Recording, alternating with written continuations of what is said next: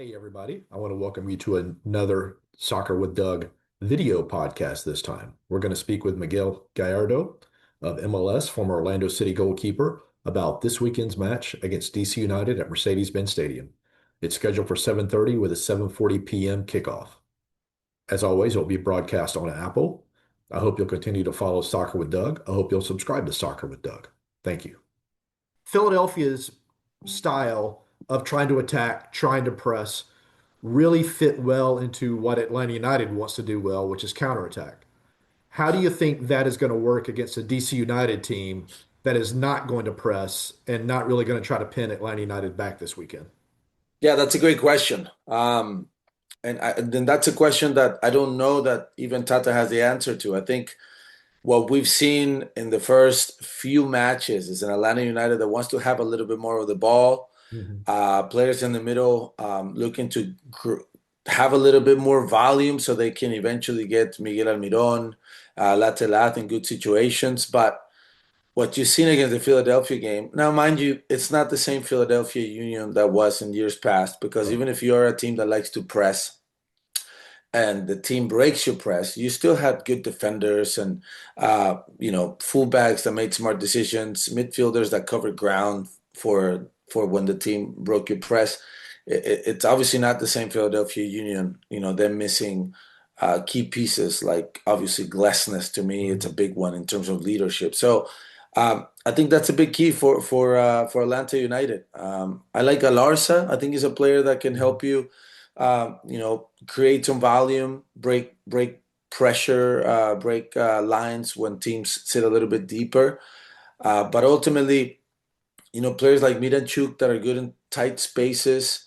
You need a little bit more mobility from lat to lat, right? He can't just be a center forward. And I know that's something that Tata's been wanting from him is to drop a little bit deeper, connect with the midfielders. But I don't know if that's his game, right? I don't know if that's what he's good at. He's more of a center forward, good in the air, making runs.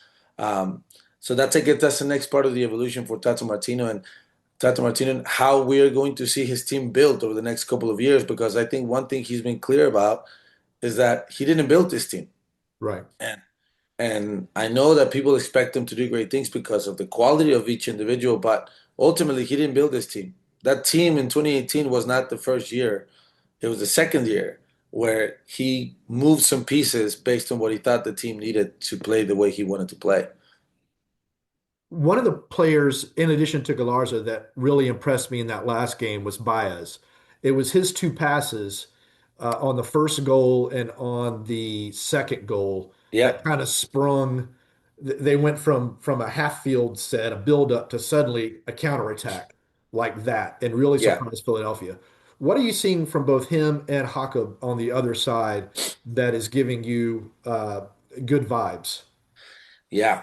Look, I like them both because they have similar characteristics. They're very front-footed. They Mhm. love to attack. I mean, Jacob did it with Necaxa Mhm. for a few seasons, and he did a really nice job. And I would argue that's why they brought him here, because they saw those characteristics. It's a guy that's versatile as well, can play in different positions. But to me, those guys, players like that, are very good to have, but you need symmetry in a team, meaning you need balance. And yes, we can talk about bias, awesome, two plays, but you can also talk about how many times the team seemed vulnerable because he didn't get back in time. Ah, And at the same time, Jacob, same thing, right? Because ultimately Haku gets high to get that goal. And so that's one of the challenges for Tata Martino too. How can he balance out the team? How can he make sure that when those two players get forward, he's still well balanced as well? And I think that's been one of the issues. And sometimes Atlanta United, especially in the first two, three games, they look more vulnerable when they had the ball. hmm, And because one of the reasons uh, why is because they had numbers forward. right. It's almost like they felt the need that they need to go attack, especially that game. I did that game versus Real Salt Lake, Hmm. and you felt like these guys truly feel the pressure of we need to go score goals. Remember Right. that Dan scored a goal Yeah. in the third game. That we need to go score goals, and so. I think that played into them being so aggressive. I think hopefully for them in this win is going to give them a little bit more tranquility and understand that you need to manage the game and it's a 90 minutes plus and you can't be so front-footed. But there's no doubt that there's so much quality in Bias and Jacob and they can create a lot of chances through the wide areas, especially when you have Miranchu coming inside, Miguel Almiron coming inside. You need width from somewhere, and you're gonna get it from those two guys. But they just got to make sure that they balance each other out. I would love your take on Lucas Hoyos so far. He had a Ooh. rough first couple of games, some turnovers, a really bad pass that led to a goal. What do you see from him that needs to be worked on? And then conversely, that gives Atlanta United supporters hope that Hoyos is going to become the goalkeeper they're hoping for. That's a really good question, and I think it's an interesting one because it's one I don't understand. I understand it, but I don't understand it at the same time. And the obvious one is right. They wanted somebody that was very good on the ball. They wanted somebody who can help the team start attacks. Um, but sometimes, and I've seen this before. And I'll give you an example. I don't know, maybe it's not relevant, but it might be interesting to you. I remember when Pep Guardiola took over Manchester City, and the goalkeeper was the national team goalkeeper. Hmm. Hart was his name. I Hmm. think was his name. Yep. Great goalkeeper, national team goalkeeper. But he didn't play the style that he wanted to play. And instead, he brought Bravo, the Chilean national team Hmm. goalkeeper, who was outstanding with the ball. Hmm. And so when Bravo came to Manchester City, what Bravo did was exaggerate uh, the things that he did on the ball. And it almost felt like the goalkeeper was told, hey, you're coming here because you get on the ball and you need to help us stay in possession and start attacks. But he exaggerated so much that he made so many mistakes, and ultimately it didn't work out. Hmm. And so I just wonder if that's what Hoyos feels in this Atlanta United team. It's like, hey, Brad Guzan was an amazing goalkeeper. He's legendary, but that wasn't his DNA. We need somebody like that. We need somebody that can get on the ball, break lines of pressure, Hmm. and get us going. And equally, when the teams are pressuring us, to make sure that you're spraying the ball to good areas, and we go. And sometimes as a goalkeeper, you can feel like, hey, that's what I was brought here to do. I'm going to do it. And then you force situations, and it almost seems like you just said it. There's been a few times where it's like you're forcing passes that are not there, right? And it's not just the quality for me; it's the decision making. And so I haven't seen enough from Hoyos on the ball to be able to say, ha, that's why they brought him. Because shot stopper ability, he's not elite. You've seen him, make good saves, right? But nothing that another MLS goalkeeper, starting goalkeeper, couldn't make. And so I still haven't seen the aha moment of why you would get a 36 or 37-year-old goalkeeper from Argentina that is, is he 6 foot? I don't know if he's 6 foot. Yeah, Uh, he looks undersized. He seems undersized, but Brad is right. so big, so that might be part of it Yeah, too. no, and I mean, when you got Mihaj and Gregerson Right. and Berrocal, all those guys in front of you, you're gonna look tiny. But listen, I think he's a very good goalkeeper. But what do I think about him? I think um, I get the sense that Tata brought him because his ability on the ball. Mhm. Because when you look at when you look at the history of the game, the goalkeepers that were undersized, they were good on the ball. Mhm. They gave you something that made up for that.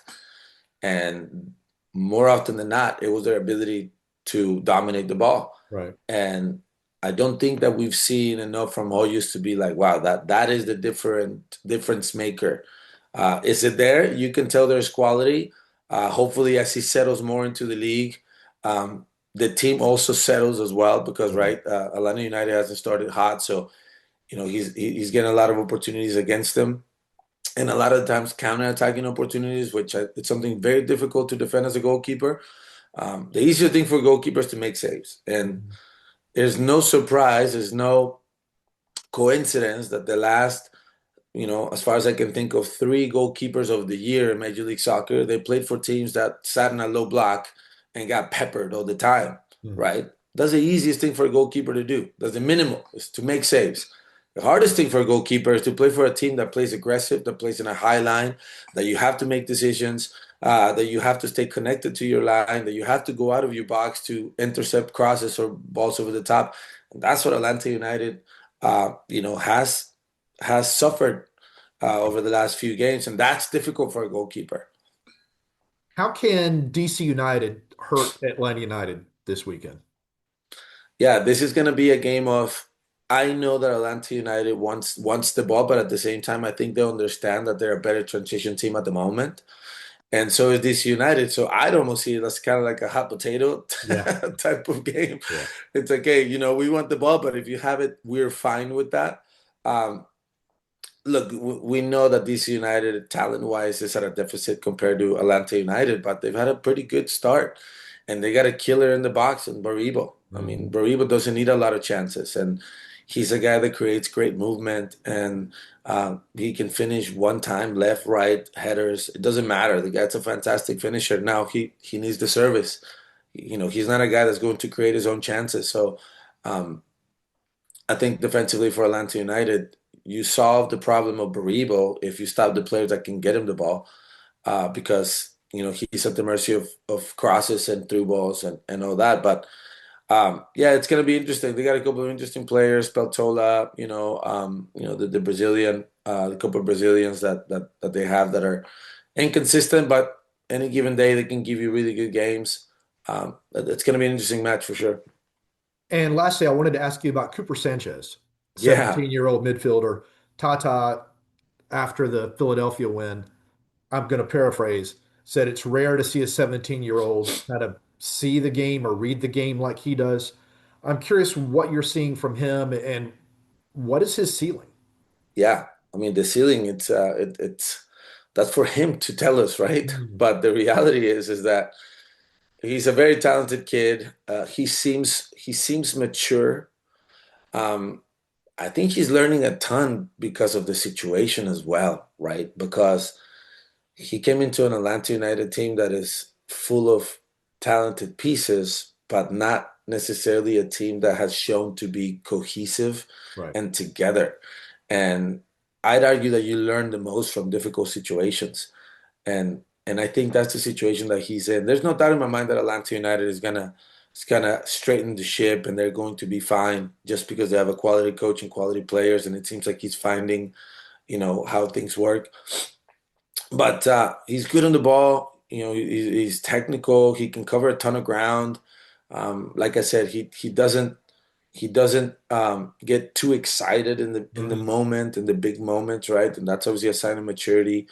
And also, I think he's seen around the league that there's so many young players that are having success. So that's Mhm. got to be motivating for him because he's got the tools. And look, if Tata Martino, a World Cup coach, a coach that has won championships and has coached at the absolute highest level, he sees something in you and he decides to leave players of quality and more experience on the bench for you. I mean, that's got to make you feel good, right? And Yeah. and and you have to truly believe that you have some tools and a skill set that's going to take you far. So I like him a lot. I hope that he keeps giving him opportunities because you know I'm excited when I see the young kids play, especially in teams that have choices, right? Because there are teams that play their young players because it's almost like Right. They we have don't to. really have a ton of options. But Right. Atlanta United does. They have a ton of options, especially in the middle of the field, and hopefully he can continue to get those opportunities because he's got a high ceiling. All right.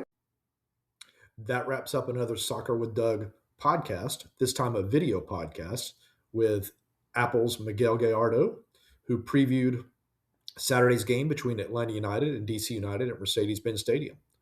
I hope that you'll subscribe to Soccer with Doug. You can go to soccerwithdoug.substack.com/subscribe. And I hope that you'll follow me on social media. All the handles are Soccer with Doug.